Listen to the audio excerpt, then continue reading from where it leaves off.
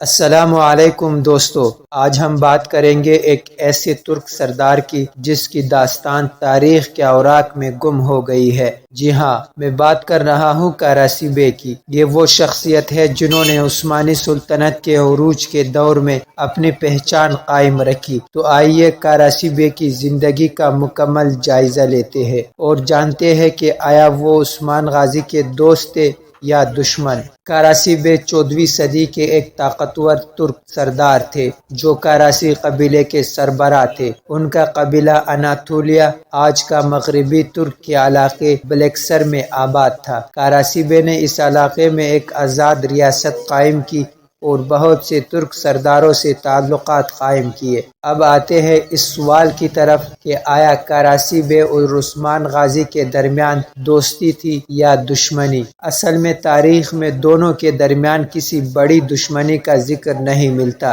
کاراسي بے کا قبیلہ ایک آزاد قبیلہ تھا اور عثمان غازی کی بڑھتی ہوئی ریاست کے مقابلے میں ایک مضبوط ریاست مانا جاتا تھا۔ لیکن جیسے جیسے عثمانی سلطنت طاقتور ہوتی گئی، کاراسي بے کے جانشینوں نے عثمانی ریاست کے ساتھ تعلقات قائم کر لیے۔ کاراسي بے کے وفات کے بعد عثمان غازی کے بیٹے اور جانشین اورہان غازی نے کاراسي ریاست کو عثمانی سلطنت میں شامل کر لیا۔ اس شمولیت کے بعد عثمانیوں کو اناطولیہ میں ایک مضبوط اور محفوظ راستہ ملا اور بلقان میں فتوحات کا دروازہ کھلا۔ کاراسي قبیلے کے سپاہی عثمانی افواج کا حصہ بن گئے اور انہوں نے بعد میں بڑی فتوحات میں حصہ لیا۔ کاراسي قبیلے کی شمولیت سے عثمانیوں کو ایک مضبوط بحری طاقت بھی ملی جس نے انہیں بحیرہ ایجین میں اپنا اثر و رسوخ بڑھانے میں مدد دی۔ اس قبیلے کی شمولیت نے عثمانی سلطنت کو ایک نئی توانائی دی اور یہی وجہ تھی کہ انہوں نے بلقان کی فتوحات کو مزید بڑھایا۔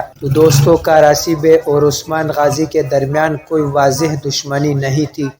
ان کی ریاست بعد میں عثمانی سلطنت میں ضم ہو گئی اور اس کے سپاہی عثمانی فتوحات میں پیش رہے۔ یہ کہانی ہمیں بتاتی ہے کہ کیسے مختلف ترک قبائل نے عثمانیوں کے ساتھ مل کر ایک عظیم سلطنت کی بنیاد رکھی۔ دوستو، امید ہے کہ آپ کو یہ کہانی پسند آئی ہوگی۔ اگر آپ کو ایسی مزید تاریخی ویڈیوز دیکھنی ہے تو ہمارے چینل کو سبسکرائب کریں اور ویڈیو کو لائک کرنا نہ بھولیے۔